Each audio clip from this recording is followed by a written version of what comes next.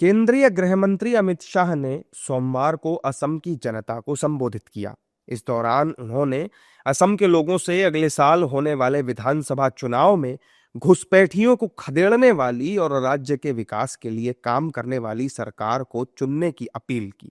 शाह ने चुनावों को लेकर कहा कि जनता को एक ऐसी सरकार चुननी चाहिए जो राज्य में घुसपैठ की समस्या के खिलाफ सख्ती से काम करे और असम के विकास को प्राथमिकता दे। गृहमंत्री ने क्या कुछ कहा, आइए आपको सुनवाते हैं। असम ने पिछले एक दशक में अभूतपूर्व प्रगति देखी है। राज्य में पिछले 10 वर्षों से चल रही भारतीय जनता पार्टी की सरकार और केंद्र में प्रधानमंत्री नरेंद्र मोदी के नेतृत्व वाली सरकार के 11 वर्षों के कार्यकाल में असम ने अभूतपूर्व प्रगति की है। अगले साल मार्च से अप्रैल में होने वाले चुनावों में ऐसी सरकार चुने जो घुसपैठ न होने दे और असम की उन्नति के लिए कार्य करे। गृहमंत्री के इस आह्वान के बाद सियासी बयानबाजी भी तेज हो गई है।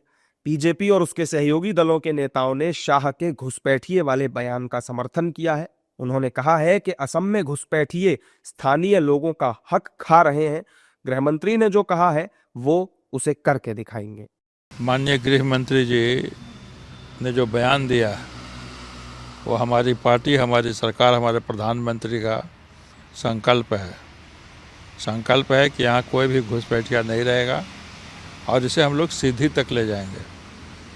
और सीधी तक ले जाने के लिए राज्य सरकार भी एक महत्वपूर्ण भूमिका निभाती है। तो ऐसी परिस्थिति में आवश्यक है कि पश्चिम बंगाल में भी इस नीति की, यानी भारतीय जनता पार्टी की नीतियों पर चलने वाली सरकार या भारतीय जनता पार्टी के नेतृत्व में सरकार बने। देखिए, घुसपैठियों की समस्या बड़ी विकट समस्या है और अमित शाह जी ने ठान लिए कि वह सब घुसपैठियों को बांग्लादेश भेजेंगे। इसलिए वह गुहार लगा रहे हैं कि सरकार होगी तो हम ये कर पाएंगे और ऑलरेडी भारत सरकार उसके लिए ऑलरेडी काम कर रही है। राज्य में सरकारें होने पर उसका लाभ मिलेगा। यकीनन देश के गृह मंत्री आदरणीय अमित शाह जी का किरदार देश में इस बात के लिए जाना जाता है कि जब भी वो कोई घोषणा करते हैं, वो संकल्प लेते हैं तो वो पूरा होता है।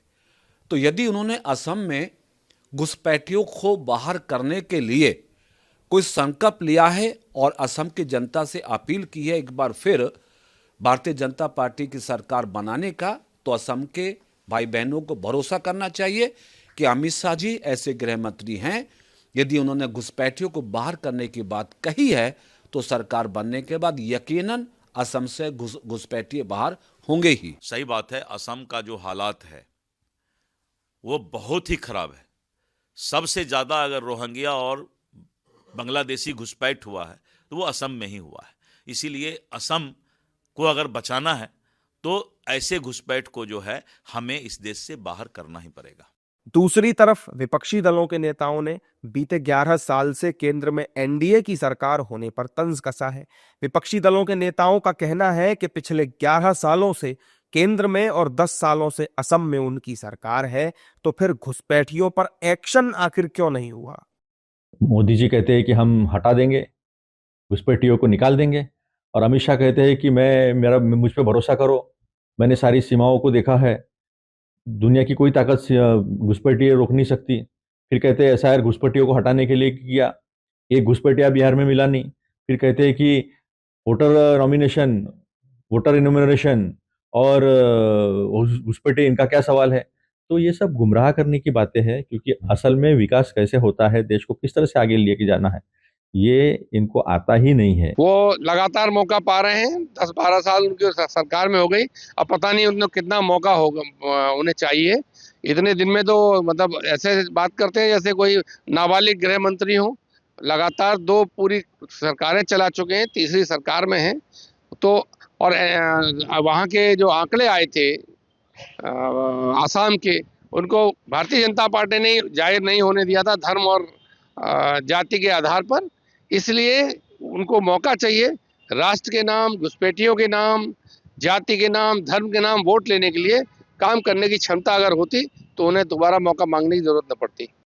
केंद्रीय गृह मंत्री अमित शाह ने सोमवार को आरोप लगाया कि कांग्रेस असम के लोगों, उनकी संस्कृति, जमीन और पहचान के लिए खतरा पैदा करने वाले बांग्लादेशी घुसपैठियों को अपना वोट बैंक मान रही है। असम चुनाव को लेकर बीजेपी ने अपनी रणनीति बनानी शुरू कर दी है। उधर कांग्रेस भी चुनाव को देखते हुए बैठकों के साथ जमीनी तैयारी में जुट गई है।